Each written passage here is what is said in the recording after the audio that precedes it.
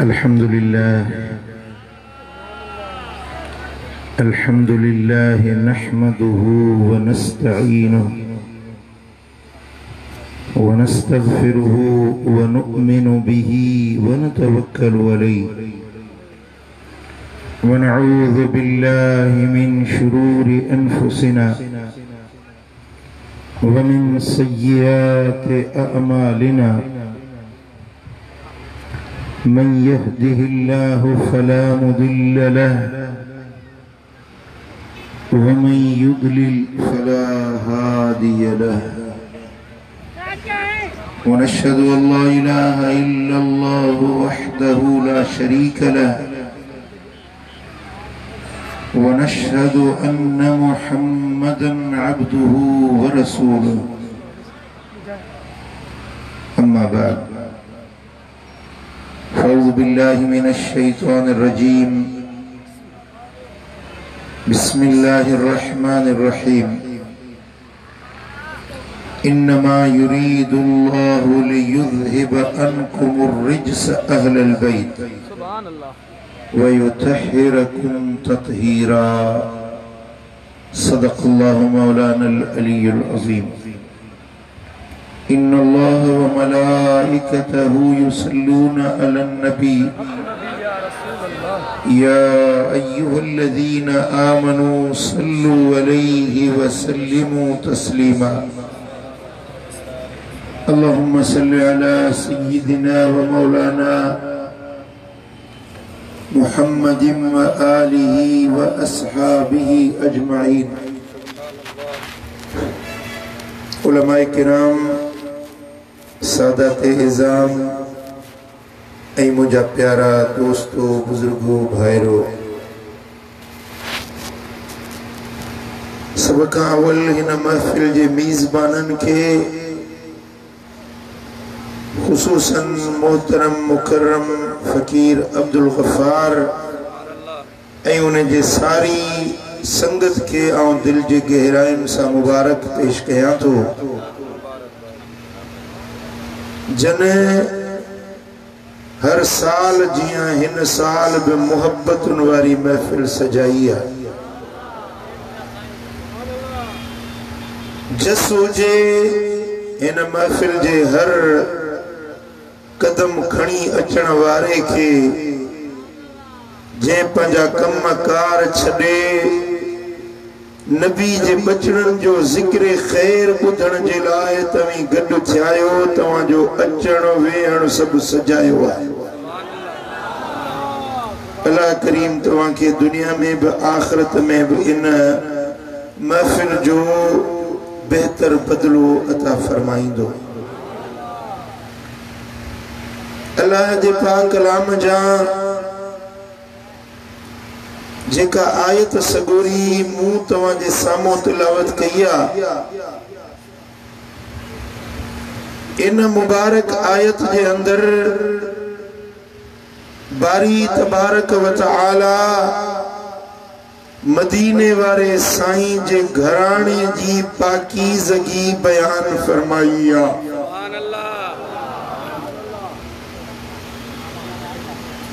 इन्नमा युरीदुल्लाहु लियुज़हिब अन्कुमुर रिज्स अहलल बैत। अल्लाह सिर्फ इहो ही चाहे तो त ए नबी जे घर वारो तव्हां का हर अणवणदड़ शे के परे करे छॾे। जाशे तबीयत उनके पसंद नहीं दिया, रिजिस अणवणदड़ शे हुंदी आ, नापाकाई हुंदी आ, उन हर अणवणदड़ शे के नबी जे घराने का मां रब पाक करण चाहिया तो। वयुतहिरकुम तत्हीरा, ए अल्लाह इहो चाहे तो तवा के पाक बनाए, पर एड़ो पाक जिए पाकीज़गी जो हक हुंदो।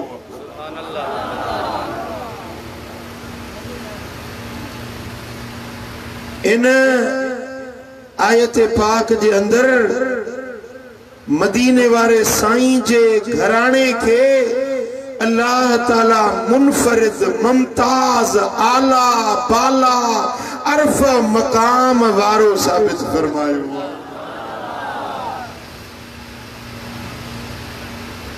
दुनिया में लखे घराना है न, पर मुस्तफा जो घरानो सभिनी में निरालो आहे। भला सुभान अल्लाह नचवण जो रोज़ो रखे आया आहियो छा?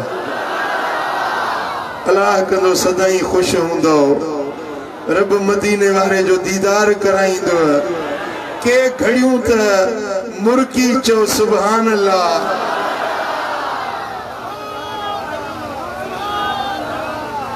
महबूब जो जिक्र थे, महबूब जे बच्चन जो जिक्र थे तो यहाँ ठरंदो आहे। आशिकन जी दिल ठरंदी आहे। सोने नबी जो घरानो उन जी पाकीज़गी तहारत जे बारे में इया मुबारक आयत अल्लाह जे कुरान जी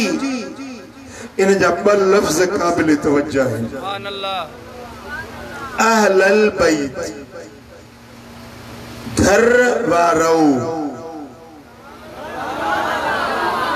अल बैत, वो बैत सरबुआ के घर के किताबुन को भी किताब। अल किताब खास किताब जो को कुरान मजीद। रजुल को भी मर्द, अर रजुल को खास मर्द। बैतुन को भी घर, केड़ो भी घर, के जो भी घर, पर अल बैत को खास घर जो सभिनी में मुनफरिद ऐं मुमताज घर। यो इस्म अलिफ लाम मार्क, अलिफ लाम इस्म मारफे जो आने रब इन घर के सारी कायनात जे घरन का मुनफरिद ऐं मुमताज बनायो आ। या इस्म नकरा हिन, ए इस्म मारिफो आ जेको खास घर जी निशानदही करे तो। यो घर पूरी कायनात जे अंदर फज़ीलतुन वारो, रिफ़अतुन वारो, बरकतुन वारो, तहारतुन वारो, पाकीज़गी वारो घर आहे। तो मुझे मिठे मोहम्मद करीम जो घर। अञा भी जो सुभान अल्लाह।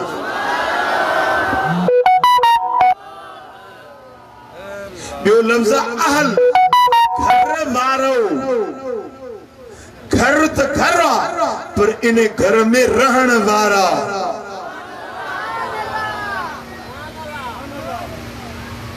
कदे के मकीन जे करे मकान के इज्जत मिलंदी आ, कदे मकान जे करे मकीन के इज्जत मिलंदी आ। पुत्र मिसाल अल्लाह जो घर आ बैतुल्लाह शरीफ। जे कदे असा मजा को मानू काबे में वने त काबे जे करे असा इज्जत वारा थींदासी। उन मकान जे करे ही मकीन जेको वियो ज़ाहिर हाज़री भरण वारो आ, काबे के ॾिसण हाज़री भरण सां इहो माण्हू इज्जत वारो हाणे मोटी ईंदो त नाले सां गॾु लिखाईंदो हाजी मोहम्मद। हालांकि अम्मा नालो रखियो मोहम्मद, पर हाणे छो तो हुन घर का हाज़री भरे आयो आहे त उन मकान जे करे हिन मकीन के भी शरफ मिली वियो आ। पर इन घर में, इन बैतुल्लाह में जेकॾहिं मदीने वारो साईं अचे त बैतुल्लाह जे करे हुजूर जो ईमान मकाम न वधंदो आहे, पर हुजूर जे कदमनि जे करे खुद काबे जो शान बुलंद थी वेंदो।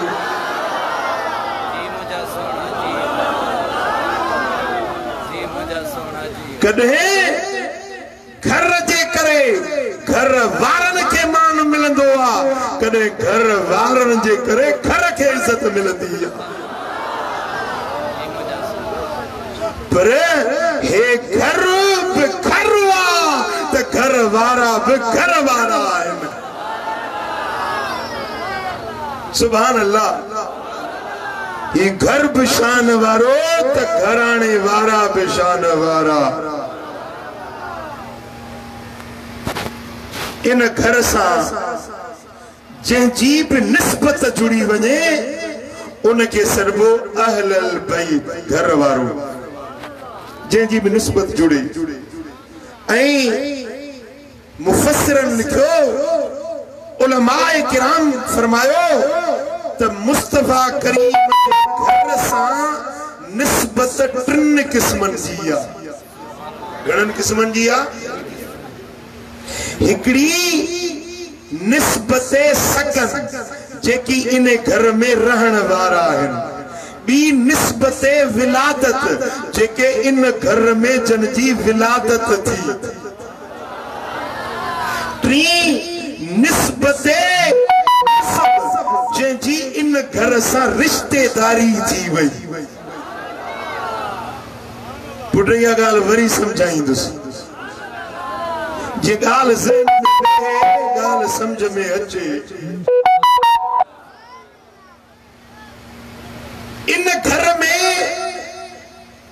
जेकी रहण वारा आहिनि उन्हनि खे अहल बैत सकन सॾिबो आहे यानी इन घर में रहण वारा उहे घर वारा जेके इन घर में रहनि था रहण वारा इन महबूब जे घर जे अंदर रहण वारनि में मुझे दिल पर मोहम्मद करीम जूं घर वारियूं नबी जी कुंवर नबी जी घर वारी हजरत अम्मा खदीजतुल कुबरा हजरत अम्मा आयशा सिद्दीका जेका अबू बकर जी न्याणी आ मोहम्मद जी घर धयाणी आ अम्मा हफ्सा जेका अबू हजरत उमर जी न्याणी आ ऐं मदीने वारे साईं जी राणी आ बीबी रमला उम्मे हबीबा जेका अबू सुफियान जी न्याणी आ अमीर माविया जी भेण आ मोहम्मद करीम जी राणी आ घर दयाणी आ बीबी ज़ैनब बिन्त जहश बीबी मैमूना बीबी उम्मे सलमा ये सब मुस्तफा जो घर वारियूं आहिनि ये भी नबी जा अहले बैत आहिनि चओ ये नबी जा छो त साईं जे घर में रहण वारा आहिनि इन्हनि खे सरबो आहे अहल बैत सकन जेके मुस्तफा करीम जे घर में रहण वारा ऐं अहल बैत विलादत जन जी इन घर में विलादत थी जेके इन घर में ॼावा मुस्तफा करीम जा टे या ॿी रिवायत में 4 पुट रहन शहजादा आहिनि हिकिड़े जो नालो आहे हज़रत कासिम ॿिए जो नालो आहे हज़रत ताहिर टे जो नालो आहे हज़रत अब्दुल्ला ये टे ऐं चौथो मदीने वारे साईं जो शहजादो जंहिंजो नालो आहे हज़रत इब्राहिम मदीने वारे फरमायो जे वडड़ो थी हां त नबी थी हां पर मुखा पोइ ते को नबी थियणो ई न आहे इन जे करे रब के पाण दे घुराई मुस्तफा करीम जो 4 न्याणियूं जन जी विलादत साईं जे घर में थी सैयदा ज़ैनब सैयदा उम्मे कलसूम सैयदा रुकैया सैयदा तय्यबा ताहिरा हजरत बीबी फातिमा ज़हरा नबी जा पुत्र भी 4 नबी जो न्याणियों भी 4 नबी जा यार भी 4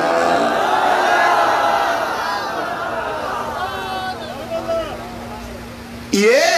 जंजी विलादत महबूब के घर में थी ये घर वारा भी अहल बैत विलादत सरबा ये भी नबी जो अहल बैत घरानो इन घर सां जन जी माइट्री थी वई जन में मुझे मुस्तफा करीम जा चाचा हजरत सैयदना अब्बास बिन अब्दुल मुत्तलिब हजरत अब्बास जो औलाद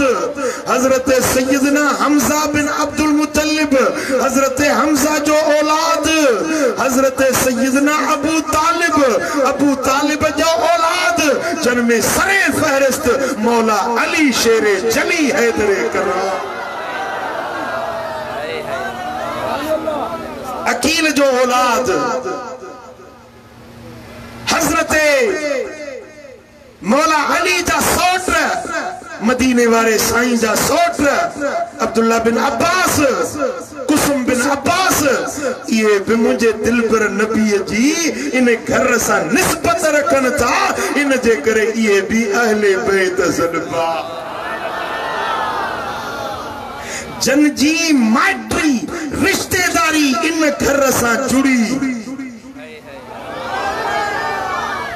अबू बकर पंजी न्याणी मदीने वाले मीर के निकाह में दिनी अबू बकर जी न्याणी मुस्तफा जी घर दयानिया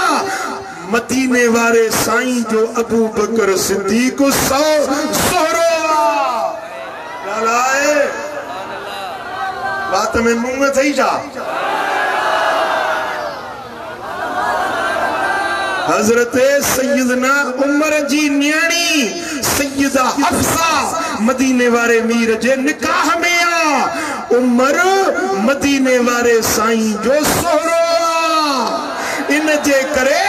इनन बिन्नी के सरबुआ शेखैन हजरत सैयदना उस्मान गनी जी इन घर सा रिश्तेदारी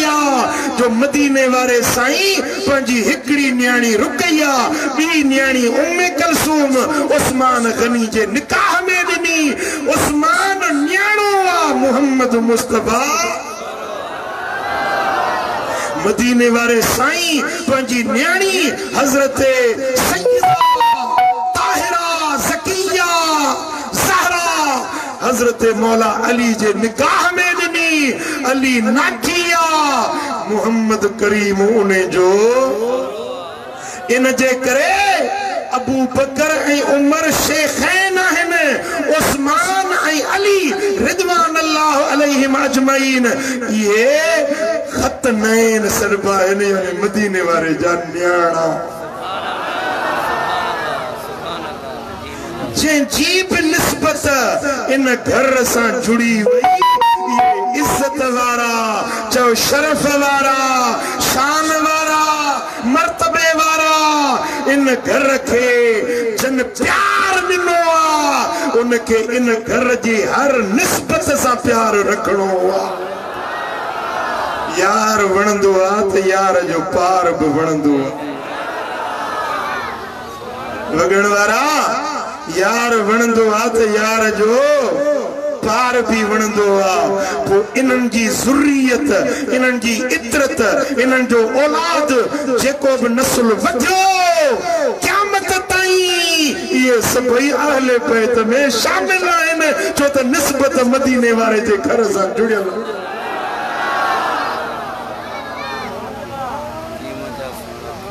सैयदना इमाम हसन जो औलाद जिनके हसनी सैयद सनबुआ हजरत इमाम हुसैन जो औलाद जिनके हुसैनी सैयद सनबुआ मुझा दोस्तों ये भी लजपाल नबी जी ज़ुर्रियत हिन औलाद इतरत हिन मुस्तफा जा अहले बैत हिन पोए बुखारी सैयद ए मटियारी सैयद ए लकियारी सैयद ए काज़मी सैयद ये मुझे दिल पर मोहम्मद करीम जी आले आए पुट गाल समझ में अचे थी कि न मुझा दोस्तों ये सभई नबी सोने जो घरानो इज्जत वारो अजमत वारो शान वारो मदीने वाले ताजदार फरमायो त कुल्लु सबबिन व नसबिन मुनकतिउन यौमल क़ियामत इल्ला सबबी व नसबी जरे क़यामत जो ॾियारो थींदो त हर सबब टुटी वेंदो हर नसब टुटी वेंदो हर नानक जो रिश्तो टुटी वेंदो हर ॾाॾंग जो रिश्तो टुटी वेंदो साईं फरमाइनि था इल्ला सबबी व नसबी मगर मूं मोहम्मद करीम जो नानक मुझो ॾाॾंग मुझे घराणे सां जो नानक जो रिश्तो रिश्तो कायम हूंदो यो न टुटंदो।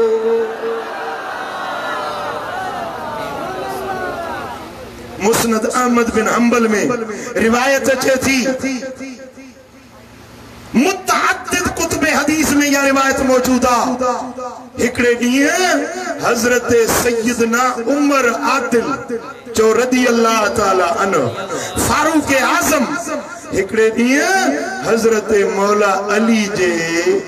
अंगण ते आयो। हजरत मौला अली पुछो त उमर जो कीअं अचण थियो आहे। अर्ज कयई त अली अज मां हिकड़ी दरखास्त खणी अली जे दर ते आयो आहियां। अली जे दर तां को खाली न मोटंदो आहे। अली सखिया, अली बहादुर, अली हैदर, अली सफदर, अली नबी जो बिरादर,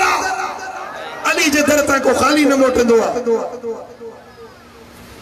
इमाम अहमद रिवायत आने तो हजरत मौला अली पुछो त उमर केड़ी दरखास्त खणी आयो ही। अर्ज कयई त पंजी न्याणी, तव्हांजी न्याणी सैयदा उम्मे कलसूम तव्हां मुंहिंजे निकाह में ॾियो, मूंखे पंहिंजो नाठी बणायो, तव्हां मुंहिंजा सोहरा थियो। त हजरत अली फरमायो त हुनजी तञा उमिरि नंढड़ी आहे। पाण फरमायो हजरत उमर अर्ज़ कयो त सही मां इन जे लाइ नथो घुरां त मूंखे शादी जी ख्वाहिश आहे, पर मूं मदीने वारे साईं जी हदीस ॿुधी। साईं जन फरमायो त क़यामत जे ॾियारे में हर नानग टुटी वेंदो, ॾाॾंग टुटी वेंदो, हर सबब हर नसब टुटी वेंदो, पर मूं मुहम्मद सां रिश्तेदारी जंहिंजी हूंदी इहो नंग नातो क़यामत में कायम हूंदो। ऐं चाहियां थो त मुहम्मद जे घराणे सां मुंहिंजो रिश्तो हुजे।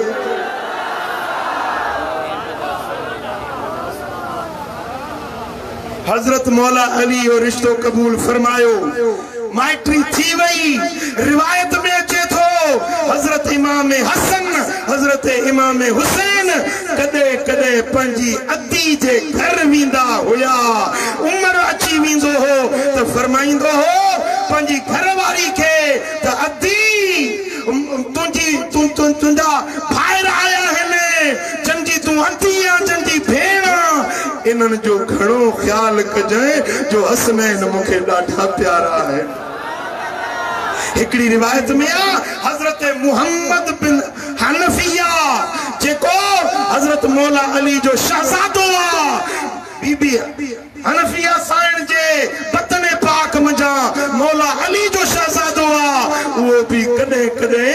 हजरत उमर जे घर ईंदो पंजी भेण सां मिलण जे लाइ। हिकड़े दिहाड़े हजरत मुहम्मद बिन हनफिया अचन था त हजरत सैयदना उमर पंजी घरवारी के फरमायो त मुहम्मद बिन हनफिया के हलवो ठाहे खाराए त मुंहिंजी दिलि ठरे। मालूम थो त नबी जे यारन जो हिक बे में मोहब्बतूं भी आहिनि, उल्फतूं भी आहिनि, हिक बे जी कदर शनासी भी आहे। ऐं इहा निस्बत जोड़ण जे लाइ हजरत उमर फारूक रज़ी अल्लाह ताला अन्हु जो नज़रियो इहो आहे त मुहम्मद मुस्तफा सां जंहिंजी निस्बत जुड़ी वञे क़यामत जे ॾियारे इहो बि निजात जो छोटकारे जो ज़रियो। अजीज़ाने मोहतरम, मदीने वाले साईं जो सारो घराणो इन घर सां जंहिंजी बि जहिड़े बि क़िस्म जी निस्बत आहे, उहा निस्बत का मामूली शइ न आहे। उन जो नफ़ो दुनिया में भी मिलंदो, उन जो नफ़ो आख़िरत में भी मिलंदो। महबूब पंहिंजे हाल जी, पंहिंजे ज़ुर्रियत जी सिफारिश कंदा, पर इन कुरान जी आयत ततहीर मंझा अञा मुफ़स्सिरन हिकड़ो ॿियो राज़ बयान कयो। चओ सल्लल्लाहु अलैहि या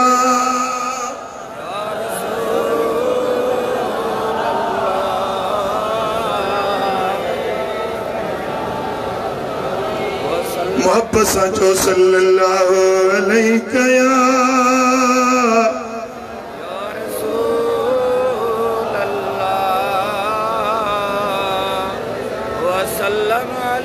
या हबीब अल्लाह। ही रिवायत इमाम तिरमिज़ी आंदिया सुनन तिरमिज़ी जे अंदर मुझे सोने हबीब मदीने वाले साईं जो हुजूर जी गोद में पलजण वारो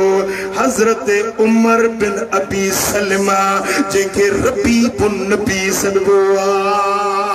जे पाक नबी जी गोद में अची परवरिश पातिया उमर बिन अबी सलमा तो रिवायत करे त जदे इया आयत नाज़िल थी इन्नमा युरीदुल्लाहु लियुज़हिब अन्कुम अर्रिजस अहलल बैत। जदे इया आयत नाज़िल थी त मदीने वाला साईं हजरत बीबी उम्मे सलमा साइण जे हुजरे पाक में वेठा हुया। महबूबन करीमन के व अलैह मिर्तुन मुरहनुन मिन शारिन अस्वद कारे रंग जी दासई उन मां ठयल चादर जेते कुल चित्र मुरहनुन मिन शारिन अस्वद उन जो जे सिंधी में तर्जुमो कजे न असा जे सिंध में औरतूं बर्थ भरींदियूं आहिनि जेके हुरमिचो सॾबो आहे। सुभान अल्लाह सुभान अल्लाह। हुरमिचो ॾिठो अथव जी बर्थ भरींदियूं आहिनि हुरमिचे जो बर्थ सॾबो आहे। मुस्तफा करीम के चादर पातल जेते हुरमिचे जे तिरस जो बर्थ भरियल वा चादर लजपाल नबी जे पाक कुलन ते आ। जेडी मल सोना हबीब अम्मा उम्मे सलमा जे उजरे में ने हबीबन करीमन वट इमाम हसन आयो फरमायो बच्चा है दे आ पुटड़ा है दे आ बचड़ा है दे आ। इमाम हसन के पंजे साजे पासे नो विहारियों ऐं चादर जो पलांद वराए पंजे शहजादे इमाम हसन के ढकियों। देर में गुजरिया नंढड़ो शहजादो इमाम हुसैन आयो आ हबीबन ॿिए पासे ॾांहुं विहारियो चादर जो पलांद वराए इमाम हुसैन के भी पंजे चादर में ढकियो। थोड़ी देर गुजरिया तो सैयदा फातिमत ज़हरा नबी जी न्याणी आई आ। सोने हबीब छा कयो फजल्ललहुम बिकिसा सैयदा फातिमत ज़हरा के पंहिंजे पुठे पासे ॾऊं उन चादर में लपेटियूं।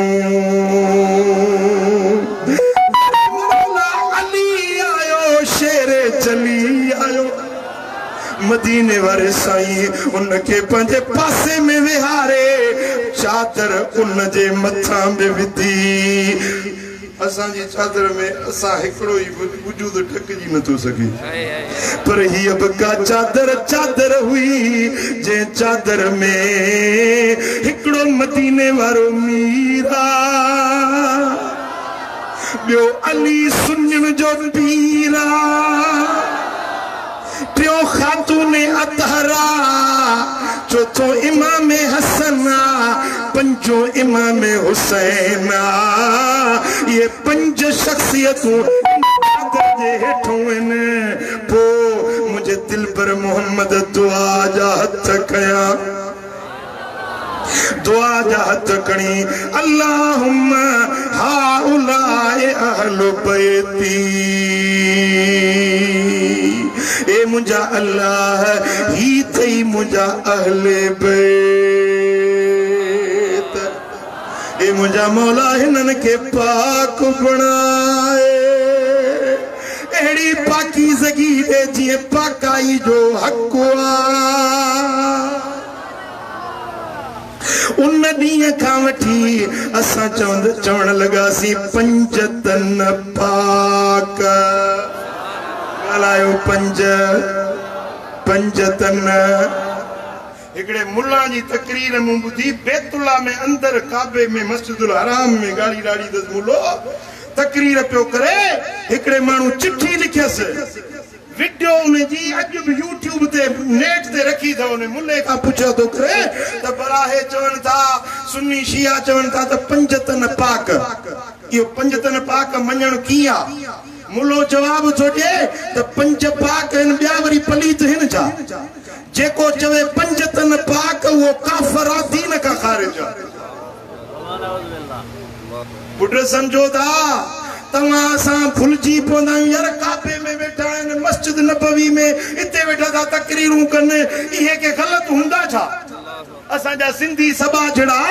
जन के खबर ना है त बाबो आदम जन्नत में हो ना शैतान वडी दाढ़ी होस पटको भी वडो बदल होस निरड़ते सजदे जो निशान बिठायल होस बाबे आदम के जी दाणो त खाए जाए आदम चयो त रब झलियो वला तकरबा हाज़ शजरा इन वण दे वेझो न वञो इन्नी लकुम अलमिन नासीन कसम कई जे मुके कसम अल्लाह जो त मां खैर पाया बताणो का सदी रहो पियो आदम कदे कूड़ बुधो ही कोनो सो जन्नत में पाक जाए थे जन्नत में किते कूड़ की हणंदो हे सच अब फरमाया जन्नत मजा वञ ओ मिठा त असी भाई मदीने में एड़ा फोरू बैठा थव हरम में एड़ा धाड़ेल बैठा थव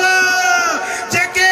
मुस्तफा जे अंगण जो भी जम जे हया कोने मन में उते वेही करे माण्हुनि खे गुमराह था कनि असां जा घणा माण्हू हितों वञी उन जो तकरीरूं ॿुधी गुमराह थी आया आहिनि मां पाण हिकिड़े मुल्ला जी तकरीर ॿुधी तकरीर में पियो चवे उन वक्त में ताज़ो इराक ते हमलो थियो हुयो अमेरिका हमलो कयो इराक ते बगदाद शरीफ ते मुल्लो तकरीर पियो करे मूं पाण कनन सां ॿुधी तुम कहते हो दस्तगीर मदद करता है दस्तगीर को बोलो अपने शहर को तो बचाए मुझा दोस्तों एड़े किस्म जा मानू एड़ियों तकरीरूं कन था असा जा मानू भुलजी था वजन अदा हे सच्चा हुंदा हे काबे में बैठा हे के कूड़ हणदा छा हे के गलत गाल कंदा छा मुझा दोस्तों शैतान हुजूर जे दौर में वो हुयो या कोन हुयो साईं फरमायो तो साहबियो जेडी मन सिफुन में बियो था न सिफुन में बियो था न त कुल्ला कुल्हन में मिलाए सोढ़ा थी बियो मां दिसा जो त बकरी जे फर वांगुर नंढड़ा शैतान चेता जे विच सिफुन में बियन था जिते विथी खाली था चजो न उते अची विच में बियन था तां जे नमाज़ुन में विसविसा विजन था रसूल मुसले ते आ असहाबी सिफुन में इन ओडी मन शैतान चे सिफुन में बी सके तो हियर कोन हुंदो छा लगण वाला समझो मुके जवाब दियो हियर शैतान कोन हुंदो छा एड़ा मानू अज भी बैठा आहिनि जेके चवन था जेको पंजतन मञे पंजतन पाक मञे इहो काफर थी वियो काफर हुंदे तू काफर हुंदा तुझा मुर्शिद अगवान ही सुन्नी हक सच वारी जमायत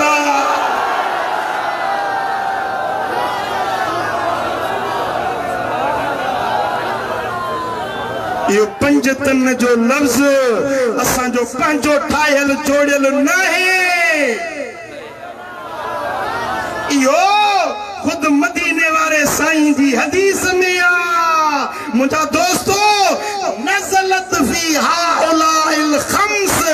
या आयत इनन पंजन जे बारे में लथी घणन जे बारे में लथी घणन जे बारे में हां वो असा पंजतन जे मञण वारा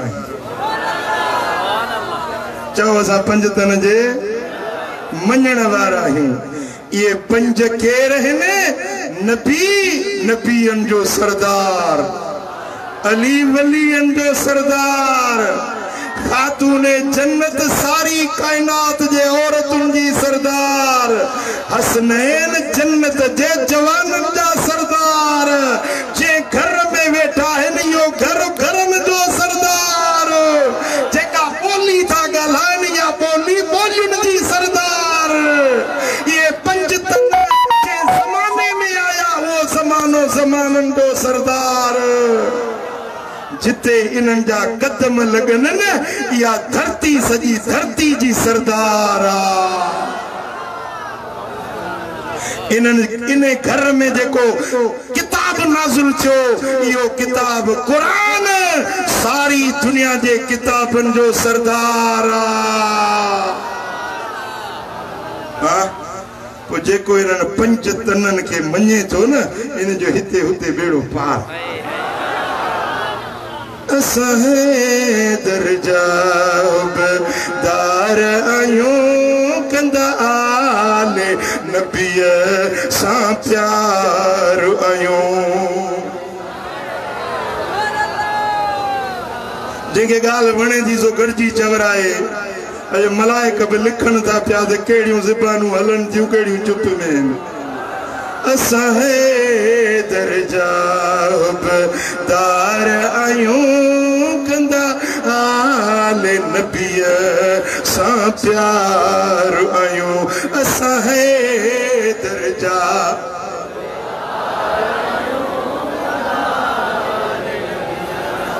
ओ जंहिंजो पंज तन पाक सां प्यार नया जेको मञंदो चार यार नया जंहिंजो पंज तन पाक सां प्यार नया तंहिंजे कले में जो एतबार नया तन मूज़न खां असां धार आयूं असां दर्जा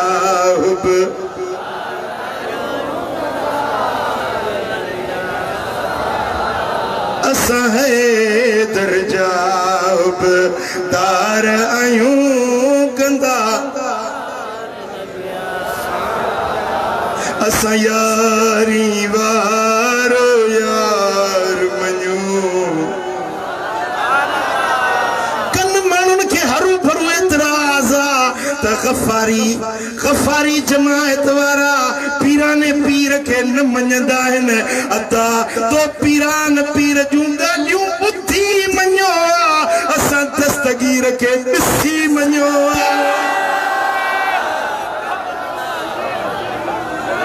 ग़फ़ारियुनि जो सालार मिठो पीर लाड़काणे वारो जीअं सिंध में आयो यारी दस्तगीर जी अॼु ताईं पई थी मल्हाइजे असां यारी वारो यार मञो सुण गौसे आज़म दिलदार मञो असां पीर मिठो पगदार मञो असां कंबर वारो सरदार मञो असां पीर मिठो पगदार मञो असां अबू हनीफे जा यार आयूं असां दर्जा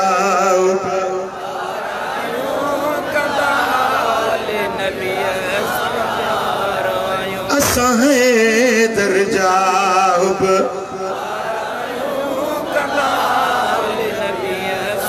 पर हुब उहा जेका मदीने वारे से खारिया ये हुब न जेका है समझी वेंदव न मूं वटि हींअर बि हिन मोबाइल मुंहिंजी में हिकिड़ी वीडियो आहे हिन वक़्तु अहले तशय्युअ जो वॾो आलिम आहे वॾो छोटी जो आलिम आहे हिन वक़्तु पाकिस्तान जो उन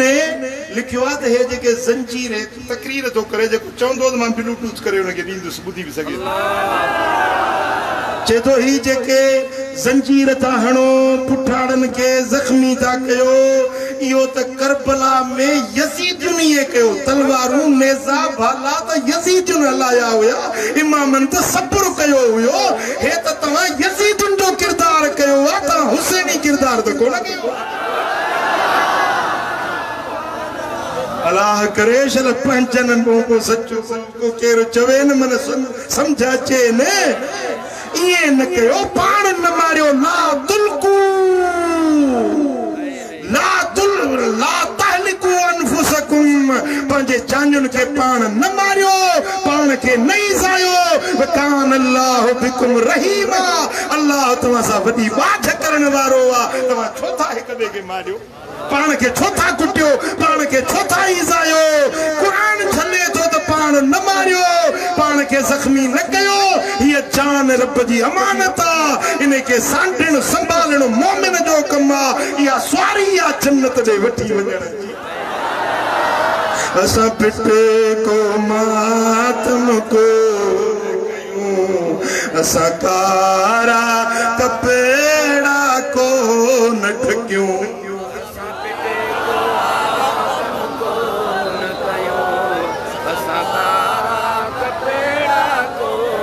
पढ़ोदा धोरी चुप में बैठायो मां बता दे इतने फिते जो वाकुफ है मुके साल थिया ने ते इंदे वगण हां अज वायदो कर बाट वट भी इमाम हुसैन हजारी रस्तो वट वो को कुरान और सुन्नत सेखारियो वा ए मानुन जा ठायल तौर तरीका पिटका सटका डंडा कुंडा घोड़ा ये छने बाट उहा वट जेका इमाम हुसैन सेखारी असा पिटे को मातम को न कयूं असा कारा कपेड़ा को न ठक्यूं असा झंडने अगिया असा झंडने अगिया को न झुकूं कंदा मस्जिद सा असा प्यार आयूं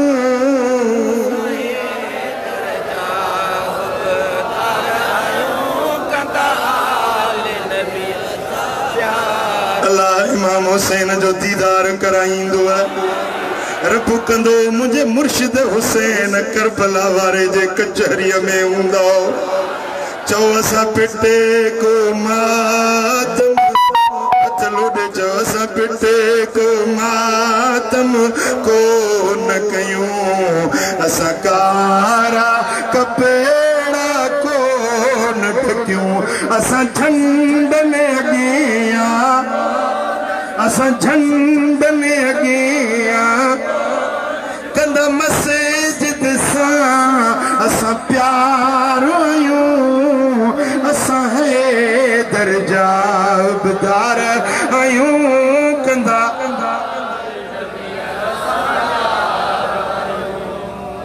सुभान अल्लाह हजरत ज़ैद बिन अरकम का रिवायत यह हदीस इमाम तिरमिज़ी आंदिया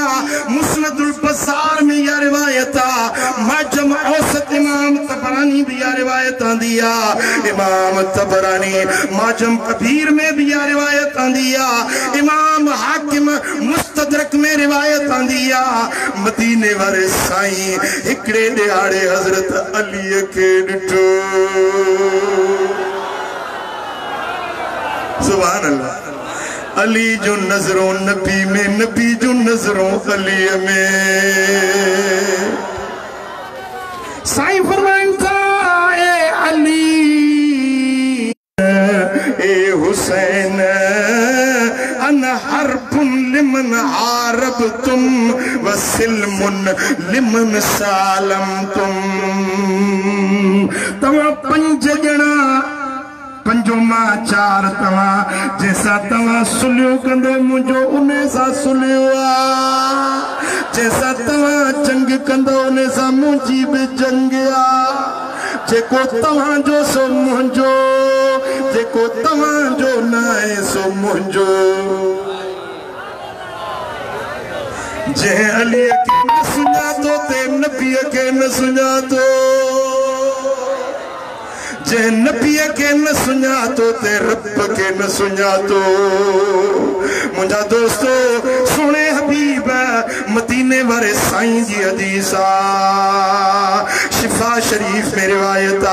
मारिफत आले मुहम्मदिन सल्लल्लाहु अलैहि वसल्लम बराअतुन मिनन नार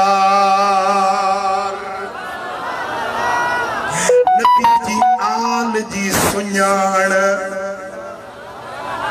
नबी जे अहल बैतन जी सुञाण या दोज़ख जी पाए का छुटकारो जे नबी जे घराने के बच्चन के सुञातो उनके दोज़ख जी पाए का छुटकारो मिली वियो मुझा दोस्तों या सुञाण रब जंखे दिए जेॾीमहिल हज़रत सैयदना इमाम ज़ैनुल आबिदीन कूफे खां दिमश्क आया नबी जो घराणो कैदी बणाए करे दिमश्क में यज़ीद वटि आंदो वियो आहे हज़रत इमाम ज़ैनुल आबिदीन के हिकिड़ो दिमश्क जो माण्हू यज़ीदी टोले जो माण्हू इमाम ज़ैनुल आबिदीन के ॾिसी ऐं चवण लॻो ए सज्जाद ॾिठी कीअं रब तव्हांजो पाड़ू पटे छॾियूं कीअं तव्हांजा नंढा वॾा मारिजी विया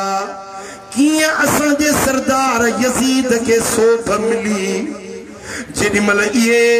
लफ़्ज़ दिल खे ॾुखाईंदड़ लफ़्ज़ उन यज़ीदी चया आहिनि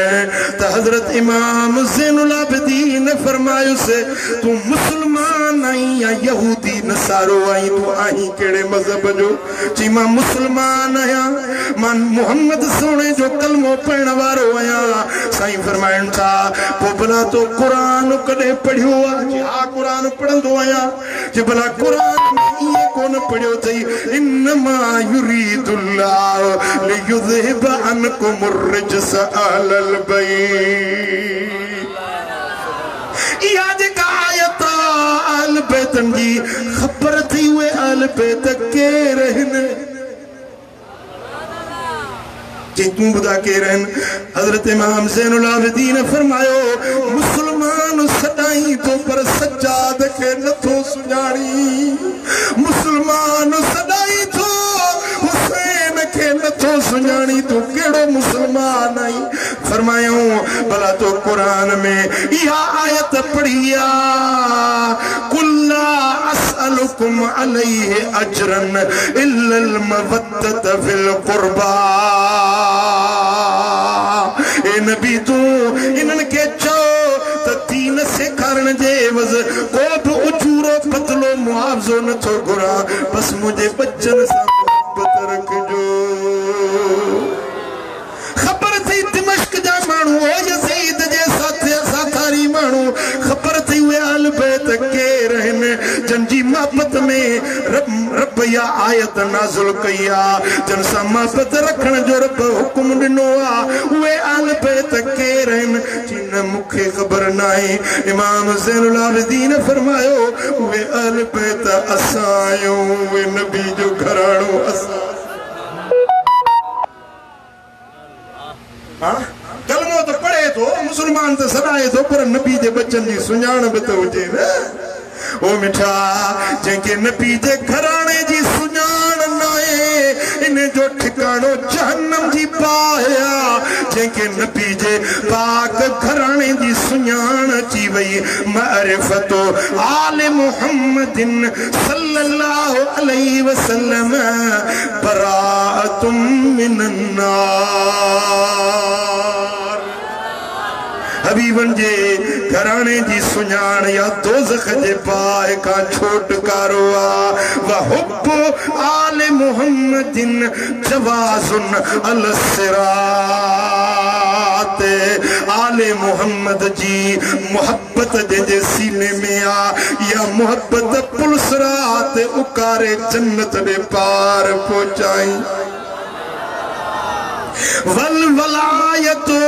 ने आले मुहम्मदिन अमानुन मिनल अज़ाब आले मुहम्मद सा नबी जे घराणे सा दोस्ती रखण नबी जे घराणे सा वलायत दोस्ती कुर्बत वेझड़ाई प्यार न्याज़मंदी निवड़त उन्हनि सां उल्फत रखण साईं फरमाइनि था अमानुम मिनल अज़ाब अल्लाह जे अज़ाब खां इहो अमन ऐं अमान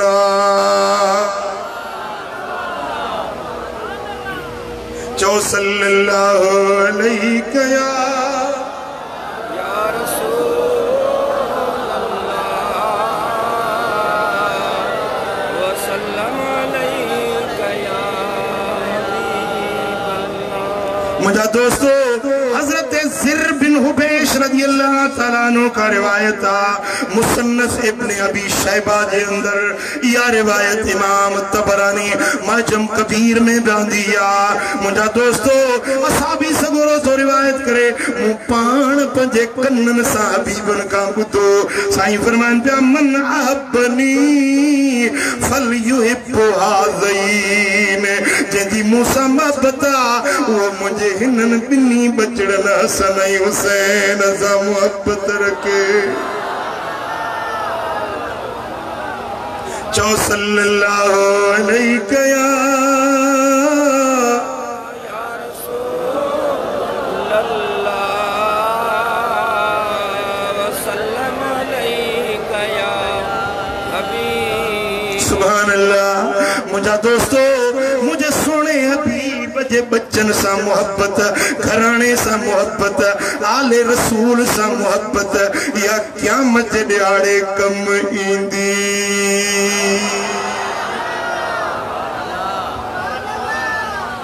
रात जो वगड़ो सोना हबीब आया मौला अली आरामिया खातूने अतहर सुजागा हसन हुसैन बचड़ा गोद में विहारियों वेठिया। हाणे ने घर जो एकड़ो मंजर तो बुधाया है जे घर जी वाखाण बुधई जे घराने जी वाखाण बुधई उन घर जो एकड़ो मंजर हबीब करीम आया खातून अतर बिन्नी बच्चन के गड विहारियों वेठिया ज़ौजुल बतूल अखुर रसूल मौला अली आरामिया। जेडी मल मदीने वारा साईं आया तो हजरत इमाम हसन रड़ के नाना साईं उञ लगिया। साईं फरमाइन था पुत्र पीर तुझी उञ जो बंदोबस्त तुझो नानो मोहम्मद कंदो। फरमाइन था फातिमा मुखे को थाव दे त हिन बकरीअ जो खीर ॾुही अचा यो खीर पंहिंजे बच्चे हसन के प्यारिया। साईं जी अर्ज करे बाबा साईं बकरी में खीर तमाम थोड़ो आ सो ॾुही छॾियो। साईं फरमाइन था फातिमा थाव तूं ॾे ॾुहंदुस मां पाण। जेडी मल हबीबन करीमन पंजे करम वारो हथ लाथो आ ओह भरजी आयो थण खीर में संगोइजी आया। हबीबन करीमन ॾुधो आ त बर्तन भरजी विया खीर न कुटो। जेडी मल खीर खणी आया त नंढड़ो शहजादो इमाम हुसैन चवण लॻो नाना साईं मूंखे बि खीर खपे मां भी पींदुस। हुजूर चने प्यालो खीर जो भरियो आ अव्वल इमाम हसन दे वधायो त फातिमा तो ज़हरा अर्ज करण लगी बाबा साईं लगे तो त नंढे का तो के वड्डो घणो प्यारो आ वड्डे सा तो के वधिक प्यारा जो अव्वल वड्डे के तो खीर प्यारी। साईं फरमाइन था फातिमा इए कोने बही मुखे ॾाढा प्यारा आहिनि पर ॻाल्हि इहा आहे त अव्वल घुरियो हसन हुयो उञर उन जी हुई। हबीबन करीमन इमाम हसन के खीर प्यारियो इमाम हुसैन के खीर प्यारियो। खातून अतर अर्ज कयो बाबा साईं भला मुखे भी साईं जन पंहिंजे दस्ते करम सां पंहिंजी पाक नेणी के खीर प्यारियो। असां वटि सिंध में रवाज आ त नंढो वॾे के खीर प्यारींदो वड्डो नंढे के प्यारे थी आए असा वट सिंध में ही है पुट पीउ के पानी प्यारे खीर प्यारे ठीक आ पर पीउ पानी भरे प्यारे थी असा वट ऐब समझबो आ ही तुंजी मुंजी सकाफत आ वो मदीने वाले साईं जी सुन्नत आ जे बच्चन से प्यार करन बच्चन के पानी प्यारण मदीने वाले साईं ता हसन हुसैन के ज़बान बिचू साईंदा होया कदे त कुलन ते खणी घुमाईंदा होया असा भी सब प्या दिसंदा इकड़े कुले ते हसनात बे कुले ते हुसैन सवारा रज़ी अल्लाहु अन्हुमा मुझा दोस्तों हबीबन फरमायो त फातिमा तू मां हसन हुसैन व हाज़र राकिद जेको सुतो पियो आ जिए अज हिन हिकड़ी छत जे हेठा असा पंचई गड्डो आयूं तिए क़यामत जे ॾियारे अल्लाह जे अर्श जे हेठा हिकड़ो कुप्पो हुंदो उन कुप्पे में जेको सभिनी खां आला अर्फ मकाम हुंदो उते असा पंचई ॼणा गड्डो हूंदासीं साइण थी अर्ज करे या रसूल अल्लाह जे असा एडे ऊंचे मकाम ते हुंदासी त पो भला असांजा हुबदार काॾे वेंदा ओहे जेके पथरे पट ते वेही अहल बैतन जो शान ॿुधण जे लाइ वेठा आहिनि हेॾी गर्मी में कपड़ा पुसी था वञनि पघर में छल्लो आहिनि त बि चुरनि नथा उथी नथा वञनि वेठा आहिनि बीठल बीठा आहिनि या बि मोहबत आहे या बि अहल बैतन जी मोहबत आहे या तव्हां मुंहिंजी मोहबत में कोन आया आहियो मां त हिकिड़ो कतलो गुनाहगार न लायक पदकार बानो वो मिठा हे जे तव्हां आया आहियो त तव्हांखे अहल बैतन जी मोहबत वठी आई आहे अल्लाह करे शन इन मोहब्बत में जियूं इन मोहब्बत में शन मौत नसीब थे साईं फरमाइन ता ओ फातिमा जे जन्नत में असा पंज हुंदासी असा जा हुबदार असा जे चौधारी असा जे पाड़े में हुंदा ॿी रिवायत आहे हिकिड़े ॾियारे हबीबन करीमन जे हिकिड़े हथ में इमाम हसन आहे ॿिए हथ में इमाम हुसैन आहे ॿाहिरि हवेली पाक खां निकिता साहबनि जूं मुश्ताक नज़रूं महबूब जे पाक मुखड़े ते हुयूं साईं जे चेहरे के ॾिसनि पिया हसनैन जा हथ हथ नबीअ जे में हुया साईं फरमाइनि था ॿुधो मन अहब्बनी जे मूंसां मोहब्बत रखी व अहब्ब हाज़ैन जे हिन ॿिन्ही शहज़ादनि सां मोहब्बत रखी व अबाहुमा व उम्महुमा इन्हनि जे अबे अली सां मोहब्बत रखी इन्हनि जी अम्मा ख़ातून जन्नत सां मोहब्बत रखी जे इन्हनि पंज तननि सां मोहब्बत रखी कान मई फी दरजती यौमल क़यामत क़यामत जे ॾियारे इहो हुबदार मूंसां गॾु हूंदो मुंहिंजे पाड़े में हूंदो वगण वारा मदीने वारे जो पाड़ो खपे खपे या न खपे कंहिंखे पाड़ो नबी सोने जो खपे सुभान अल्लाह मुझा दोस्तों जंहिंखे मदीने वारे जो पाड़ो खपे वो उन्हें के पंजतन पाक सां मोहब्बत रखनी पवंदी हुजूर जे सारे घराने सां मोहब्बत रखनी पवंदी चो सल्लल्लाहु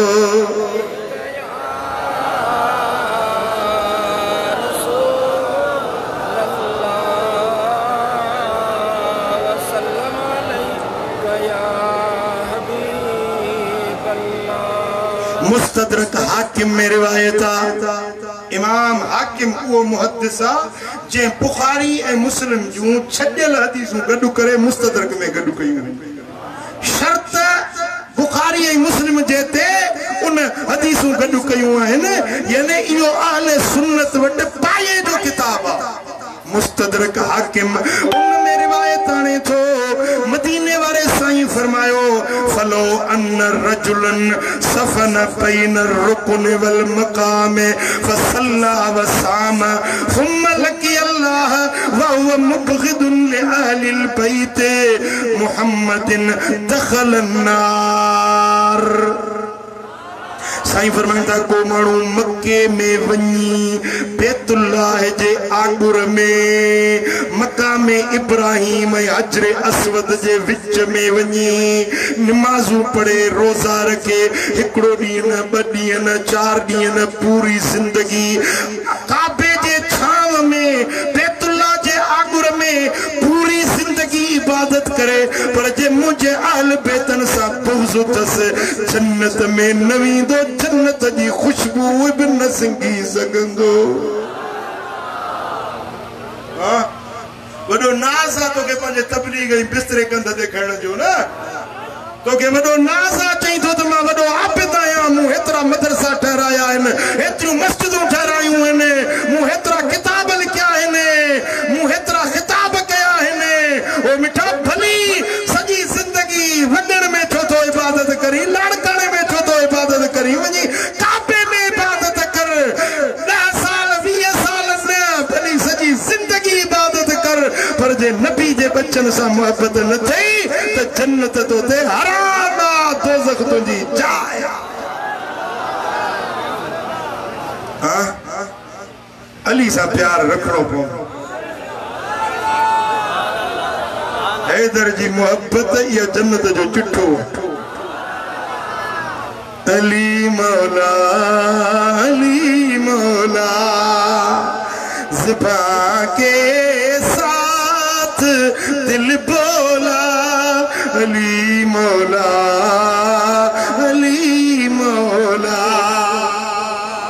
ज़मीं बोली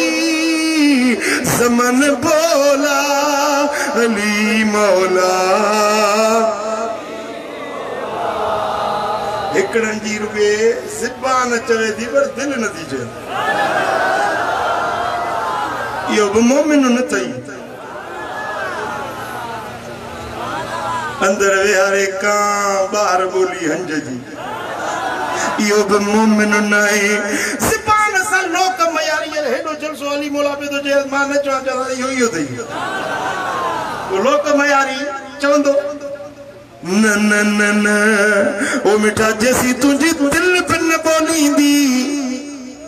अली जी विलायत जैसी दिल न मञंदई तैसी मोमिन थींदे ई न। हज़रत हैदर इकरार फरमायो त मूंखे कसम आहे उन रब जो जेको दाणे खे चीरे सलो ॼमाईंदो आहे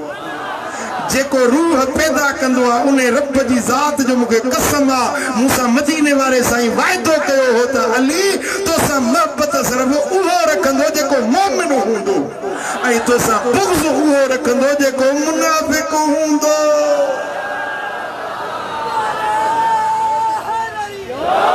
मां हिकिड़ो गुनाहगार माण्हू आहियां न पर हिते 500 माण्हू बीहारियो न मां सुञाणी वेंदुसि मोमिन कहिड़ो आहे मुनाफ़िक़ कहिड़ो मूंखे ख़बर पवंदी आहे कीअं मां अलीअ जी नात पढ़ंदुसि हैदर करार मुश्किल कुशा जी नात पढ़ंदुसि मुंहुं ॾिसंदुसि त कीअं अथसि जे मुंहुं गुलाब जे गुल वांगुरु टिड़ी पए ख़ुशीअ में बहके पियो टिड़े पियो सम्झंदुसि त मोमिन आहे जेके अलीअ जो ज़िक्र वणे ऐं जेको मुनाफ़िक़ हूंदो चिपो शिकिल पुछड़ी निड़ ते खुंडरू पइजी वेंदुसि रगूं कंध जूं सीटजी वेंदुसि ईअं जीअं पुराणो फिथल वांगुरु ढेर ते पियो हुजे।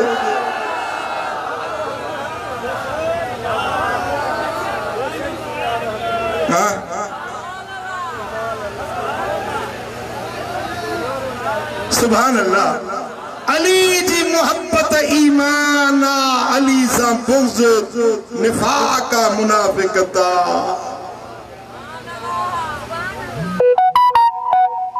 हैदर जी हुब मुंहिंजो ईमान हैदर जी हुब मुंहिंजो ईमान दर्स पढ़ायो मूंखे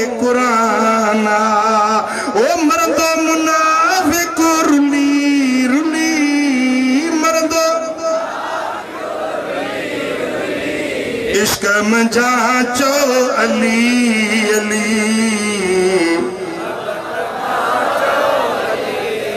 इश्क मजा चो अली अली अली असांजो मौला आहे अली असांजो सांग कंदो रब सौला आहे अली बिना नहीं गली गली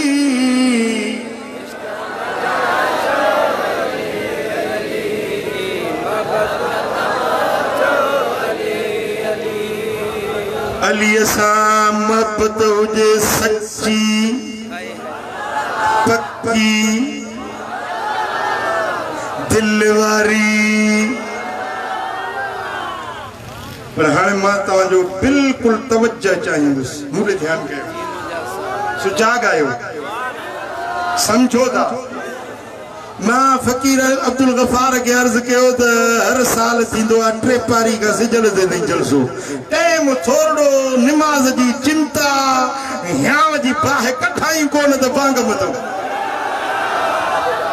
मां जण सिजल तो पढ़ी ऐं पो वांदा थी वई सोमाणी जो टाइम मसीहा रात जो आधी ताईं में पढ़ी सघूं था हिकिड़ो मुलाक़ात जे साल खां पोइ साहब ज़रिया तड़ तकड़ में तो मज़ो ही नथो अचे हे टाइम भलो या हो टाइम भलो तव्हांखे बि वणी आहे ॻाल्हि भला जेके थकिजी पिया आहियो हथ मथे घणो सची था चओ हाँ पीउ पियो पंहिंजी छोकिरी न्याणी खे नसीहत करे उहो ॾाढो हेठि कई वेठी हुजे पीउ सम्झो त ध्यान सां ॿुधे थी मुंहिंजी ॻाल्हि जेॾी महिल ॻाल्हि करे पीउ सम्झाए दंग कयो चई पुट ॻाल्हि मुंहिंजी का सम्झ में आई चई बाबा हिन डर में 100 माकोड़ियूं खणी वियूं पीउ पियो वीचारो नसीहत करे उहो वेठी पई माकोड़ियूं वणे बगड़ वारा तव्हां बि माकोड़ियूं त कोन था ॻणियो न होशियार वेठा आहियो न अलीअ सां अली हैदर करार जे करे अलीअ जे सबब अलीअ जे करे अलीअ जे सबब ॿ माण्हू ॿिनि क़िस्मनि जा माण्हू दोज़ख में वेंदा सबब अली थी तवज्जो सबब अली हूंदो हिकिड़ा माण्हू जहन्नम में वेंदा अलीअ जे करे ॿिया माण्हू दोज़ख में वेंदा अलीअ जे करे ऐं टियां माण्हू जन्नत में वेंदा अलीअ जे करे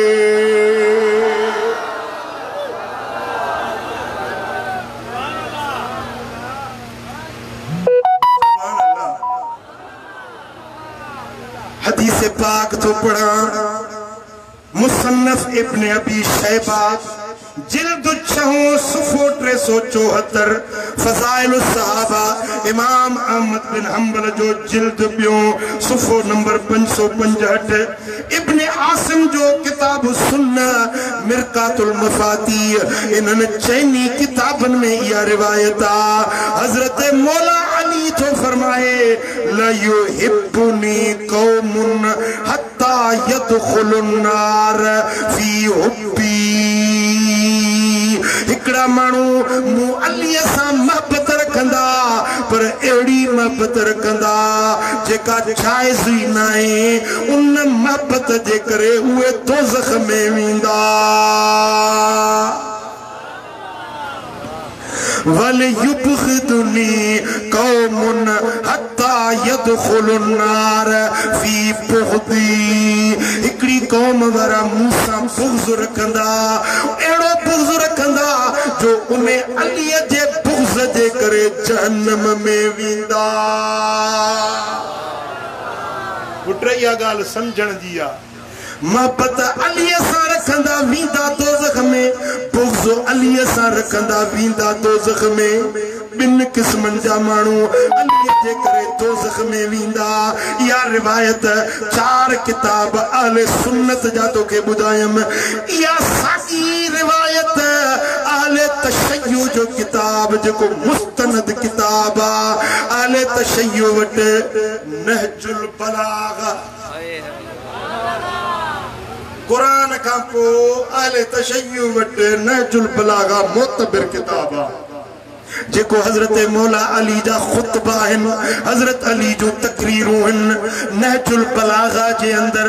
हजरत मौला अली जो फरमान साईं फरमाइंदा सयहलिकु फिया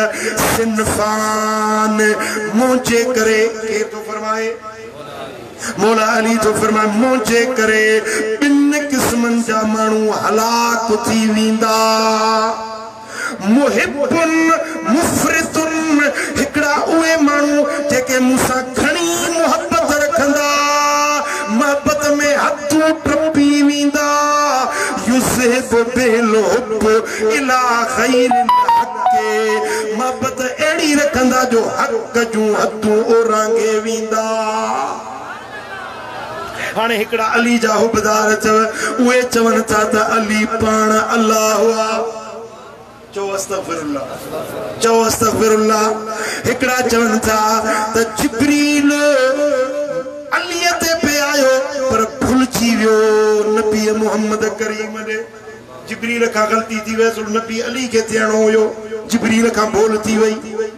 साईं फरमाइंदा त मुझे करे मानू गुमराह थींदा एड़ी गाल मुझे बारे में चवंदा जेका ना हक हुंदी हक जी गाल न हुंदी एडी मोहब्बत रखे उन्हें मोहब्बत जे करे दोज़खी बणजी विंदा अज तमां ॾिसो उहा जमायत उहा टोली जेके अली जी मोहब्बत जा दावेदार आहिनि अली जी हुब जे करे अबू बकर के गारियूं था ॾियनि उमर के गारियूं था ॾियनि उस्मान ज़िन्नूरैन के घटि वधि था ॻाल्हाइनि अम्मा आयशा सिद्दीक़ा जे शान में भौंकनि था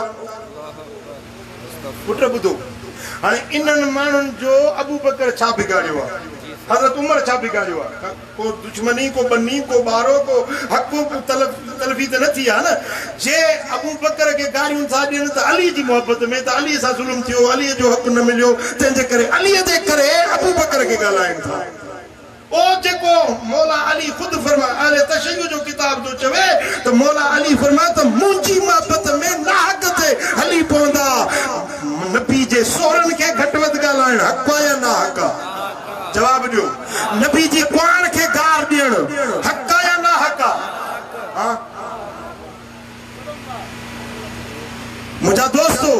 ये अली जी मोहब्बत में दावा मोहब्बत जी करे ऐं हक़ जूं अधूं ओरांगे वञनि था मौला अली फरमायो त ये मुझे करे मुंजी मोहब्बत जे करे ये दोज़ख में वेंदा ऐं ॿिया वमुबग़िदुन मुफ़रितुन यज़हबु बिल बुग़्द इला खैरिल हक़ ॿिया वरी मुझे बुग़्ज़ में मुझे दुश्मनी में एड़ा अंधा थी विंदा जो हक़ उन्हनि के नज़र ही नहीं पुट ये वरी खारजी थव खारजी जेके हजरत अली जे शान में भौंकन अली के घटि वधि ॻाल्हाइनि एड़ो टोलो बि खारजुनि जो थियो हुयो नहरवान में जन के हजरत अली से पाण कुठो हुयो उहे चवंदा त अली मुसलमान ही ना है अली मुसलमान ही ना है माज़ अल्लाह अस्तगफिरुल्लाह अली सां दुश्मनी रखियो उन्हनि खारजुनि जो बिच अॼु ताईं बि हले वथो पियो खारजुन जो अली जे दुश्मनन जो बिच अॼु ताईं बि हले थो पियो 8 मुहर्रम जे ॾींहं ते मूंखे हिकिड़े मैसेज कयो त अमीरुल मोमिनीन सैयदना यज़ीद बरहक इमाम हुसैन नाग मूंखे मैसेज कई पुट समझो था ये अथव नबी जे घराणे जा दुश्मन अली जे बच्चन जा दुश्मन जेके यज़ीद जी तारीफ़ था अॼु तव्हां यूट्यूब खोलो न नेट ते तव्हां ॾिसो समय मुल्ला वेठा आहिनि वॾियूं ॾाढ़ियूं वॾा रुमाल ॻाढ़ा पायूं वेठा आहिनि चवनि था त ॿिनि शहज़ादनि जी जंग हुई इमाम हुसैन हक़ ते हो यज़ीद हक़ ते हुयो मुंहिंजा दोस्तो यज़ीद जा पुट अॼु बि वेठा आहिनि उनजी हिमायत करण वारा साईं फरमाइनि था त मुझे बुग़्ज़ में एड़ा अंधा थी विंदा जो उन्हनि के हक़ नज़र न ईंदो हिकड़ा मोहब्बत में वधी वेंदा हक छॾे ॾींदा ॿिया बुग़्ज़ में हक जे रस्ते तां हटी वेंदा मौला अली खां पुछूं त भला साईं वाट सां कहिड़ी वठूं नहजुल बलागा में मौला अली जो फरमाना फरमान था व खैरुन नास फी हालन नमतुल औसत मुझे बारे में भला माण्हू उहे अथव जेके दरमियानी विच वारी वाट हलंदा आहिनि न मूंसां मोहब्बत में वधाउ कंदा न हक में न पवंदा न मूंसां बुग़्ज़ रखंदे न हक में पवंदा मूंसां अहिड़ी मोहब्बत रखंदा जेको मोहब्बत जो हक़ हाणे सॼी दुनिया थी वञे ॻोल्हे त उहे माण्हू जेके अलीअ सां बुग़्ज़ रखण वारा बि मौजूद आहिनि मोहब्बत में ख़ुल्व करण वारा बि मौजूद आहिनि पर तूं ॾिसंदे त हक़ ऐं सच जे रस्ते ते हलण वारी जमायत आहे त हीअ जमायत अहले सुन्नत आहे मां सुवाल थो पुछां मूंखे जवाब ॾिजो तव्हांजो अलीअ सां प्यार आहे हसनैन सां प्यार आहे तव्हां अलीअ खे अल्लाह सॾींदा आहियो या वलीउल्लाह सॾींदा आहियो चओ जवाब ॾियो असांजो ईमान आहे त अली अल्लाह न आहे अली वलीउल्लाह आहे अली फातिह खैबर नबी जो बिरादर आहे अली जी मोहब्बत असांजे सीने में रगुन में रेशन में तंदुन में तारन में समायल आहे जेके मौला अली जा सच्चा हुबदार हथ मथे खणो हां ॿुधो मौला अली जो फरमान फअल्ज़िमू अस्सवादल अअज़म जेका वॾी जमायत जाॾे घणा माण्हू हुजनि उन जमायत में शामिल थिजो हाणे मां तव्हांखे चैलेंज थो ॾियां वञी सॼो लाड़काणो घुमो कई टोला आहिनि कई फ़िरका आहिनि पर घणाई में केरु आहिनि तव्हांखे ख़बर कोन्हे हा घणाई में केरु आहिनि चओ चओ ऐं वलीअ के में आहिनि के वहाबी में को वली ॾिठी जी हाणे इश्तिहारनि में लिखनि था पंहिंजो मुर्शिदुल मुवहिदीन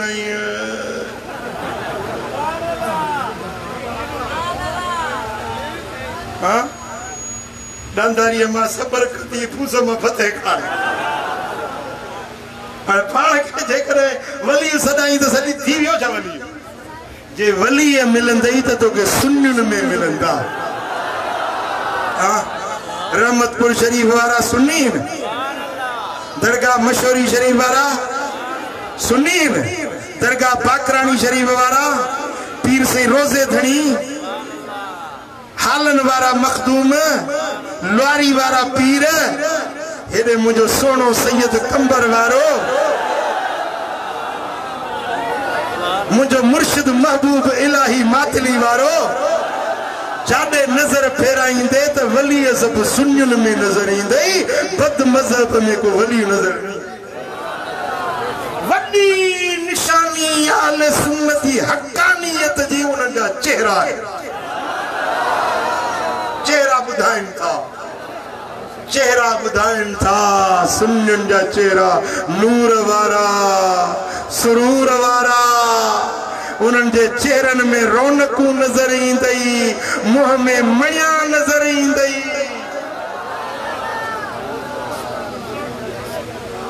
हिकिड़ो वहाबी मौलवी आयो उनखे चिठी लिखियऊं चईसीं हे सुन्नियुनि जा पीर था अचनि कॾहिं कंबर वारो साईं थो अचे कॾहिं मशहूरनि वारो साईं थो अचे कॾहिं इलाहाबाद वारो साईं थो अचे हिननि जा मुंहं ॿरनि था चेहरा हिननि जा रोशन आहिनि ऐं तव्हांजा वॾा वॾा मौलवी था अचनि उन्हनि जे मुंहनि ते भला इहो रौनक न आहे चिठी लिखियईं उनखे जवाब में उन मौलवी साहब चयो चइबो इहे पाउडर ऐं सुर्खियूं मेकअप कंदा आहिनि असां कोन कंदा आहियूं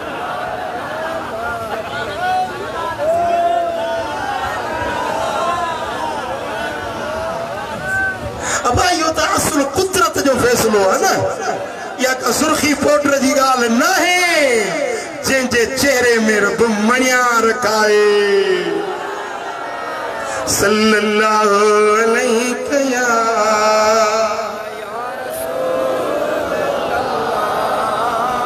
साईं फरमाइन था मौला अली शेर खुदा फरमायो आज़म जेका वड्डी जमात घणी जमात तव्हां उन्हें में शामिल थी पइजो फ़इन यदल्लाहि अलल जमात जेका वड्डी जमात उन्हें ते अल्लाह जो हथ साईं फरमाइन था व इयाकुम वल फुरकत फिरके का बचजो जेके छिजी जमात का छिजी टोलड़ा टोलड़ियों इन्हन का बचजो व इन शाज मिन नास लिशैतान जेको थण का धार थी विंदो आ यो शैतान जो शिकार बनजी विंदो आ कमा इन शाज मिन लगनम लिज़बे जिए थण मां बकरी जुदा थी विंदी आ पत्थर जो शिकार थी विंदी आ जमात मां जेको थिड़ी विंदो आ यो शैतान जो शिकार थी विंदो आ अजो आद कयो अज हिन फलानी महफिल में वायदो कयो त ही जमात अहले सुन्नत वारी मजबूत जलबी इन जमात का धार न थिबो फिरकन टोलड़ियुनि में हाँ अगर तोखे को शक पवे या को दिल में वहम विझई त मातली परे कोने तू हलिया तोखे कुरान हदीस मां मुतमइन कंदुस किरायो नथी भाड़ो मां भरींदुस भला मातली परे आ त कंबर शरीफ त परे कोने न वञ अल्लाह वारन वट पंहिंजे दिल खे धोआ दिल जी तसल्ली तशफ़ी कर या आले सुन्नत जमात हक वारी जमात मौला अली जी निशानदेही कई आ ए मजे जी गाल आ ते किताब वो उन्हनि जो तो लिखे पियो हां त पो इया जमात चो अहले सुन्नत जी दामन न छॾबी मां सुन्नी आया मां सुन्नी आया मां सुन्नी आया मुझो सुन्नत सां बस प्यार आए मुझो इश्क आए सुने अरबी सां बस मुझो बेड़ो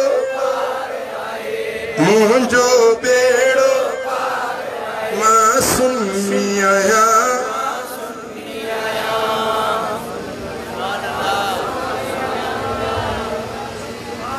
अगे शायद ताके बुधायो हमरा एकड़े जी गाल वरी भाई हसन बुधाई छया हमरा एकड़ो जे थे न या मातम जो जुलूस त कारा कपड़ा मथो गाड़ो विच में बिठो हाय हुसैन या हुसैन वरी थे मिलाद जी महफिल आले सुन्नत जी वरी उन जे विच में बिठो या नबी सलाम अलैका वरी थे हुनन जो सीरत वारो जलसो वरी उन जे विच में बिठो फजल रहमान के सलाम वरी थे वाणन जी होली ॾियारी वाणन हिंदुन जी त ॾिया खे उन्हनि जे विच में बिठो भंगी इन्हनि जो मुर्शिद आहे लाल गुरु उहे पंहिंजे लाल गुरु जो ॾींहुं मल्हाईंदा आहिनि जो लाल गुरु जो ॾियारो थिए त उन जे विच में बिठो के माण्हू चयो म्या तूं आहीं कहिड़ी भला शियन में सुनियन में वाबिन में चकड़ालविन में फंगियुन में पाणियन में सभिनी में अध में बीठो तो आही छा जे भई ॻाल्हि इहा आहे त हर को चए थो मां हक़ ते के चयो मां न हक़ ते आहियां हर को चए थो मां हक़ ते भला को त हक़ ते हूंदो न मां सभिनी सां पेरड़ा भरां थो पोइ जेको बि क़यामत जे ॾींहुं छुटो मां चवंदुसि मां तोसां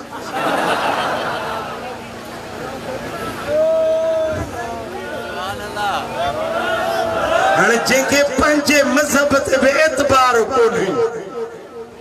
गप जा किला कॾहिं हेॾे कॾहिं होॾे न वो मुजादा वॻण वारा सचो पक्को सुन्नी थी सचो मोहब्बत आले बैत हुजे मौला अली जो इश्क हुजे, चैन यारन सा मोहब्बत हुजे, पंजतन पाकन जे दर जी गुलामी हुजे। जे अली सा मोहब्बत थी तो नमाज पढ़ो ना। मुझे मौला अली कदे नमाज न पढ़ी। जेडी मल को जनाजो ही तो ना मौला अली पूछंदो तो नमाज पढ़ंदो या न। जे बेनमाजी हुंदो तो पाण जो जनाजो नमाज कोन पढ़ंदा। हाणे घणा उबदार सदाइण वारा जे अज ही मौला अली अचन तो घणन जा लाश रुली वञन, केर जनाजो भी कोन पढ़े। सदाइण उबदार था नमाज का टेड़ो तप न। जे सच्चो हुबदार ही तो 5 वक्त नमाज पढ़, मस्जिद के आबाद कर, कुरान सा मोहब्बत रख, कलमे सा, दीन सा, इस्लाम सा, मुझे सोने नबी जे सुन्नत शरीयत सा मोहब्बत रख। खुदा जो कसम इहो अहल बैतम जो रस्तो आ, इहो जन्नत वारो रस्तो वाट। सल्लल्लाहु अलैहि या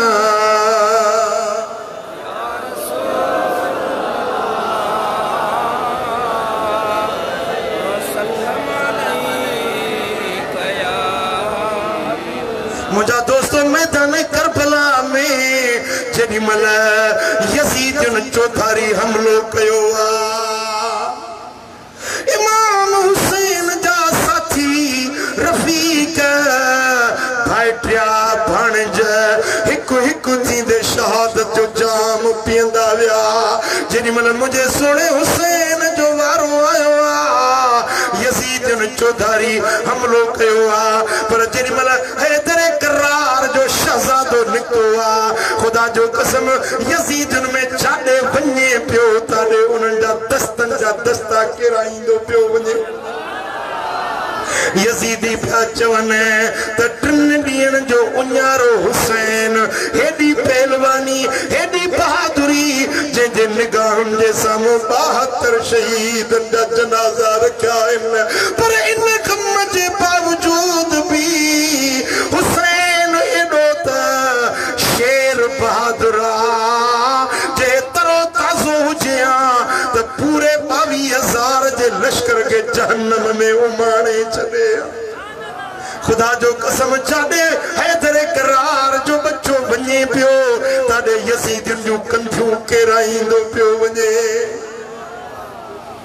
जेॾी महिल जंग ज़ोर सां हले पई, वॾा वॾा बहादुर यजीदी लश्कर जा मारे छॾियईं, उन्हनि खे जहन्नम रसाए छॾियईं। उमर बिन साद रड़ कई, शिमिर ज़िलजोशन रड़ कई, हिकिड़ो हुसैन आ सारे लश्कर जी तबाही करे छॾी अथई। हाणे गॾिजी हमलो कयोसि, चौधारी तीर अंदाज़ तीर हणो, नेज़न वारा नेज़ा चुटियो, भालन वारा भाला उछलायो। हिकिड़ो सिर हुसैन जो आ, हेॾो हज़ारनि जो लश्कर चौधारी हमला आवर थियो आ, पर मुंहिंजो सोनो हुसैन उन वक्त में भी बहादुरी सां लड़ंदो रहियो। मुंहिंजा दोस्तो जेॾी महिल 121 तीरन तलवारन जे ज़ख़्मनि मां चूर थी ज़मीन ते आयो आ,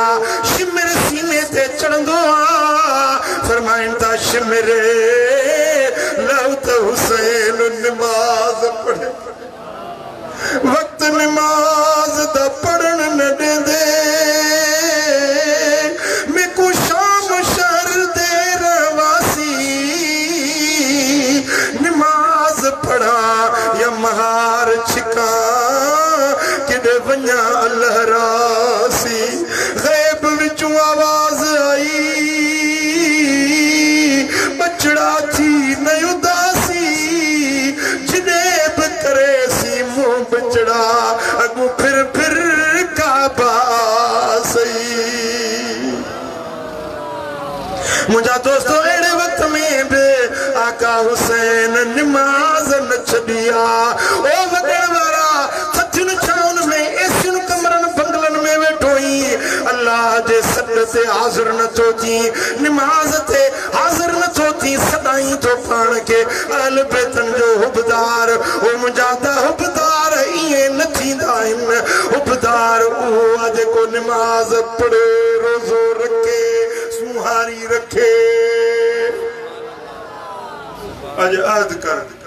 इन भलाई महफिल में वायदो करते इंशाअल्लाह हाने नमाज न छॾबी मथे मथे हथ खणो नमाज पढ़ंदो हाँ शरीयत सुन्नत अमल कबो चोरी न कबी जिना न कबी नशो न कबो फरावा हक न खाइबा कैसा जुल्म ॾाढ जवानी न ॾेखारबी खुदा जो खौफ रखंदे तुंहिंजी दुनिया बि आबाद तुंहिंजी आख़िरत बि आबाद अल्लाह करीम दिल शानो शला मौला अली जो पंजतन पाकर जो हसनैन करीमैन जो सच्चो हुबदार बनाए इन्हें हुब में जियारे इन्हें हुब में मौत नसीब फरमाए वमा अलैना